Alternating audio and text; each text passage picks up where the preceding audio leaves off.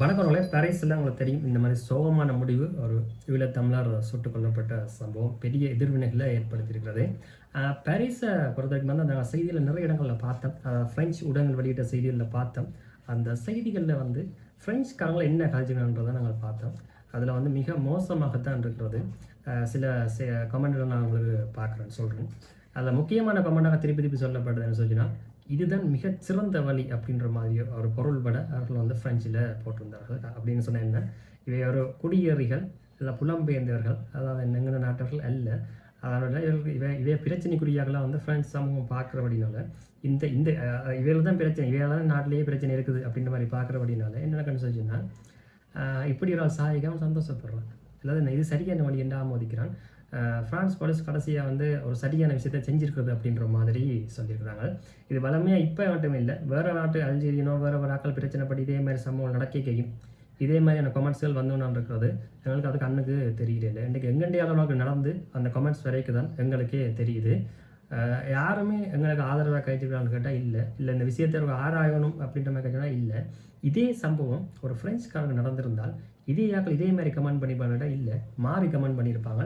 இதில் பிழை இருக்குது, ஃப்ரெஞ்சு போலீஸை விசாரிக்கணும் அப்படின்னு தான் சொல்லியிருப்பார்கள்.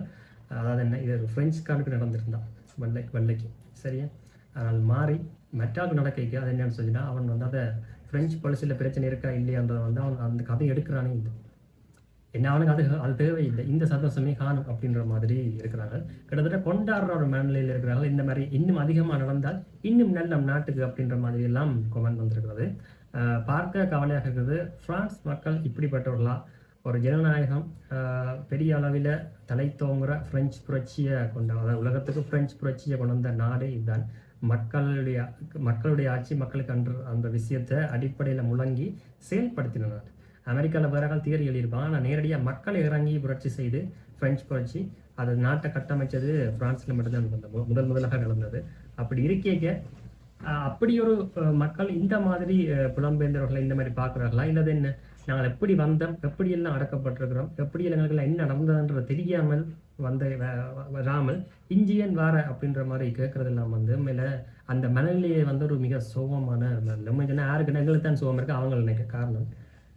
பல ஆப்பிரிக்க நாடுகள் அரேபிய நாடுகள்ல இருந்து இலங்கை வேறு நாடுகள்லேருந்தெல்லாம் வரையும். ஆனால் இவ்வளோ நாடுகள் நான் சேர்த்து பார்த்து சொன்னது இந்த வரலாறுக்கு பின்னால் இதே ஃப்ரான்ஸ்காரங்க ஃப்ரெஞ்சு கல்ச்சரும் அதே பக்கத்துல இங்கிலீஷ் கலாச்சாரம் இந்த ஐரோப்பிய காலனித்துவ நாடுகளுடைய மிக மோசமான அடக்குமுறைகள்லாம் வந்து அடிப்படை காரணமாக, அதாவது என்ன வளச்சுரண்டலும் அதிகார தோரணையும் தான் வந்து அடிப்படை பெரிய பிரச்சனை. அது 100 வருஷம் 100 வருஷத்துக்கு முன்னம் போட்ட விதை இன்று வரைக்கும் அது பெரிய அளவில் இருக்கிறது. நான் ஒரு நாளுமே வந்து அதை அடுத்தவங்களுக்கு சொல்கிறதும் இல்லை, முதல்ல எங்களுக்கே இதெல்லாம் தெரியாது. நாங்கள் ஏதோ எங்களுக்கு வெளிநாட்டுக்கு போனால் காசு எடுக்கணும் போட்டு ஜாழ்ப்பாணம் டிக்கெட்டை போட்டு வாரம். ஆனால் உண்மையான எங்களை தாண்டி எங்களுக்குள்ளேயே அது சம்பந்தப்பட்டு மிகப்பெரிய புலி வரைக்குகள் இருக்கிறது. இலங்கைன்ற இனப்பத்திற்கு அடிப்படை காரணமே பிரிட்டிஷ்காரனுடைய அந்த சூழ்ச்சி தான். அது அதே ஆக்களுக்கு தெரியாது. அந்த சூழ்ச்சி தான் அங்கே அடுத்த கட்டமாக ஒரு வாய்ப்பை கொடுத்து அதை இனத்தை வந்து மோத விடுற மாதிரி செய்தார்கள். அது வரைக்கும் தெரியும், ஒரு நாளுமே தெரியுது. அதாவது என்ன, நீங்கள் உதாரணமாக பார்த்தா தான் ஆளணும் மட்டும் சொன்னால் உள்ளே இருக்கிற ரெண்டையுமே கூப்பிட்டணும். இப்போ சிறுபான்மையான இடத்துக்கு அதிக பதவியில் கொடுக்குற மாதிரி கொடுத்துக்கொண்டார்கள். பெரும்பான்மை வந்து புறக்கணித்தார்கள் ஆரம்பத்தில். இப்போ பெரும்பான்மை பிரச்சனைப்படுதுன்னு சொல்லலாம், சிறுபான்மை பெரும்பான்மை ஈக்குவல் பண்ணி கொண்டு வந்தார்கள். பிறகு ரெண்டும் வரைக்கும் பெரும்பான்மை தேவையின்றி வரைக்கும் சிறுபான்மை கெட்டு போனால் என்ன அப்படின்ற மாதிரி விட்டுட்டார்கள். உண்மை சொன்னா பாருங்களேன், அவனோட பாட்டுக்கு இருந்த ஈழத்தமிழர்களை உசுப்பேத்தி மேலே கொண்டு வந்ததும் அவங்கள் தான். பிறகு வேண்டாமண்டு கீழறக்கி விட்டதும் அவங்கள் தான். அதுக்கு பிறகு கையை முழுசாக கழுவி விட்டதும் பிரிட்டிஷ் சமூகம் தான். இதே தான் பிரான்ஸை பொறுத்தவரைக்குமே பல ஆப்பிரிக்க நாடுகள் வந்து வேறு பல நாடுகளில் இந்த மாதிரி குப்பை வேலை பார்த்துருக்கிறார்கள். இன்று வரைக்குமே உலக அரசியலில் பல இடங்களில் நேரடியாக பாதிக்கப்பட்டவர்கள் பலர் இருக்கிறார்கள். உண்மையான இவங்க ஏற்கனவே பாதிக்கப்பட்டவர்கள் தான், அவர்களுடைய அடுத்தடுத்த தலைமுறை தான் இந்த மாதிரி அகதியாக வருது. ஏன் அகதியாக வாரான் அப்படின்றதுக்கு அவனில் பழியப்படுகிறார்கள். அதாவது இல்லை அவங்க தான் அது காரணம் அப்படின்ற மாதிரி. ஆனால் உண்மையில அந்த காரணமே இவர்கள் தான் அப்படின்றது இவருடைய முதல் தலைமுறை தான் என்றதும் அவன் அகதியாரத்துக்கும் இன்றைக்கு ஐரோப்பாவில் கொலிச்சிருக்கிற செல்வத்துக்கும் காரணம் ஒரே ஆக்கள் தான். அதாவது என்ன, அதுக்கும் அவன் செல்வம் தான் இங்கே வந்து இந்த மாதிரி இருக்குது. அவன் தன்னுடைய தொலைஞ்சி போன செல்வத்தையே தான் தேடி இங்கே வர்றான் அப்படின்ற மாதிரியும், இங்கே வாரவனால வந்து எதுவுமே செய்ய முடியாமல் இருக்குது அப்படின்றதையும், அதாவது என்ன, அவனுக்கு உண்மையில வாழ்றதுக்கு வழி இல்லை பிரான்ஸுக்கு வந்து.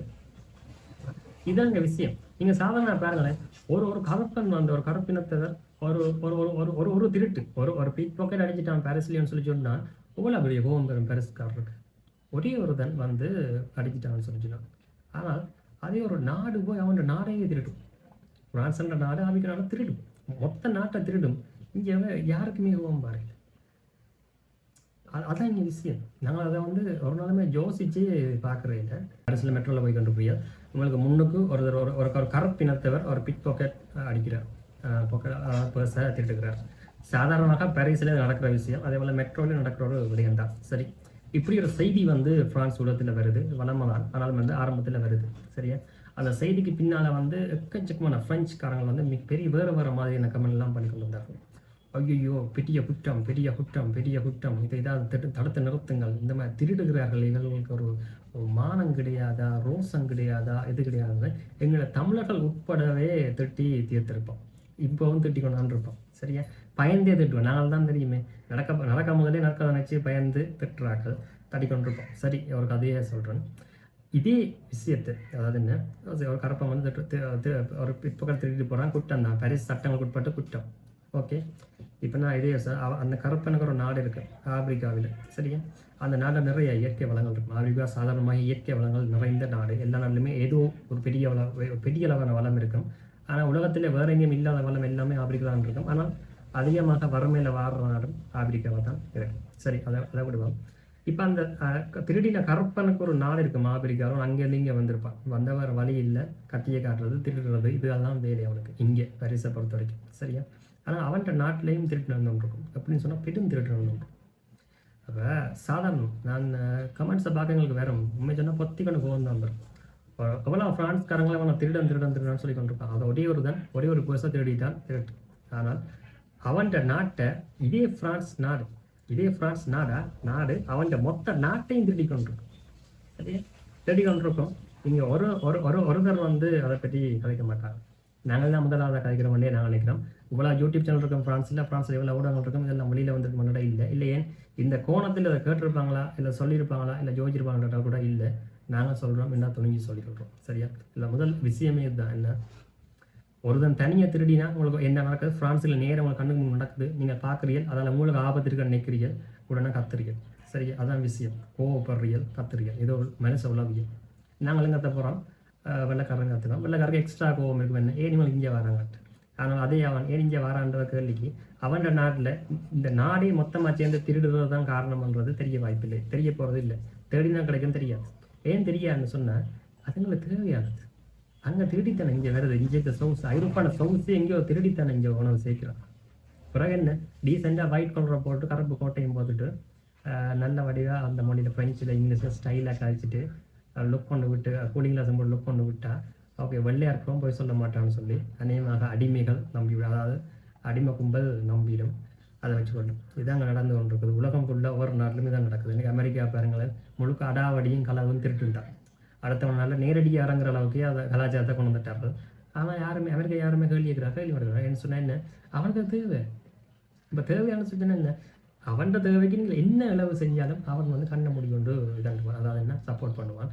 அவனுக்கு தேவையில்லாமல் அவனுக்கு பயத்தை கிளற மாதிரி நீங்கள் சின்ன துரும்ப கொடு போட்டால் கூட அவங்கள தீவிரவாதி என்னன்னு சொல்ல போகிறோம். இது வந்து அதுதான் மனநிலை, மேற்கின்ற மனநிலையே இதுதான். ஆனால் அவர்களை கேட்டால் அவங்களை எப்படி சொல்லுவான்னு சொன்னால், நாங்கள் அந்த நாட்டை டெவலப் பண்ணுறோம் அப்படின்ற மாதிரி சொல்லுவோம். அதாவது அங்கே போயிட்டு நாங்கள் கொள்ளி அடிக்கிறதால பலருக்கு அந்த நாட்டில் வேலை வாய்ப்பு உருவாக்கப்பட்டிருக்கிறது, பல விஷயங்கள் வந்து நாடு டெவலப் ஆகுது, படிக்க கற்றுக் கொடுக்குறோம் அப்படின்ற மாதிரி இப்போ கும்பிட தெரியும் அப்படின்ற மாதிரி தான் சொல்லிக் கொள்வார். பாருங்கள் எப்படி வந்து உலகம் வந்து இவ்வளோ கேவலம் கெட்ட முறையில் இந்த உலகம் இயங்கி கொண்டிருக்குது. ஆனால் என்ன, ஏன் இதுக்குள்ள எங்கிட்டாக்களே சப்போர்ட் பண்ண முடியும். இப்போ இந்த இதுக்கு பின்னக்கே கமெண்ட்ஸ் நீங்கள் என்ன செக் பண்ணி பார்க்கலாம். ஏன் ஃப்ரான்ஸ் கவர்மெண்ட் திட்டுற அப்படின்ற மாதிரி ஏன் சொன்னேன், அவனே அகதி காசு உதவி தொகையெல்லாம் வாழ்றான், அவனுக்கு கோவம் வராது. ஏன் அவனுக்கு வந்த காசு வெறுத்தான அதே போல என்ன வந்துட்டான், ஃப்ரான்ஸ் சூப்பராக இருக்குது அண்ட் அவனுக்கு வேறு என்ன எனக்கு தேவையான சோர்ஸை கொடுத்துட்டேன், நான் அவனை பிள்ளை நடிக்க மாட்டேன் சொன்னால் பிள்ளை நடிச்சப்போ என்ன கிடைக்காது. எல்லாம் என்ன மாறி அநியாயத்துக்கு நல்லவனாக இருக்கிறது இல்லை அநியாயத்துக்கு உண்மையாக இருக்கிறது அப்படின்ற மாதிரி சொல்லிக்கொள்ளலாம். அதில் எங்கண்டாக்கள் பெரிய கில்லாடிகள் என்று கூட சொல்லலாம். பொங்குறதுக்குமே பொங்க மாட்டார்கள். இந்த மாதிரி விடயங்களில் வருவார்கள். சரி, கமெண்ட்டுக்கு வாங்கும், அங்கே பார்ப்போம். தகவல் இதுதான், உலகம் இப்படி தான் இயங்கி கொண்டிருக்குது. இதுக்குள்ள இந்த மாதிரி தான், அதாவது என்ன, ஒரு சம்பவத்தை நேரடியாக சொல்லலை, அது உங்களுக்கு சாதாரணமாக தெரிகிற சம்பவம் தான். நீங்கள் எந்த ஒரு சம்பவத்தோடையும் ஒரு கருப்பரோடையும் அதை ரிலேட் பண்ணி பார்த்துக்கலாம். உங்களோட கூட நீங்கள் அதை ரிலேட் பண்ணி பார்த்துக்கொள்ளலாம். பார்த்தவங்களுக்கு விளங்கம் எப்படி என்பதை ஈழத்தமிழர்களை பார்த்தா கூட இங்கத்த பிரச்சனைக்கும் வந்து எல்லாருமே காரணமாக ஐரோப்பிய நாடுகள் பலர் காரணமாக சொன்னார்கள் இங்கே ஆண்டிருக்கிறார்கள் அவர்கள் அடிப்படையில் போட்ட விதை தான் அதுக்கு பிறகு வந்து வேறு வடிவத்தில் வேறு கையில் அது போகுது. அதுக்கு பிறகு தான் அந்த பெரிய அளவில் போகுது. பெரிய அளவில் போனால் பிறகு கூட அதை தீர்க்கிறதுக்கு யாருமே அதாவது விதை போட்டவர்கள் எவருமே முன்னுக்கு வரையில. அப்புறம் இன்னும் தண்ணி ஊற்றி ஆயுதங்களை கொடுத்து அதை பெருசாக வளர்த்து தன்மைகள் ஒழிய குறைத்து கொண்டதே இல்லை. இப்படித்தான் அது நடந்து கொண்டிருக்கிறது. இன்னும் இப்படி தான் போக போகுது. இன்னும் நிறைய நீங்கள் பார்ப்பீங்களான்னு கூட சொல்லிக்கலாம். நன்றி.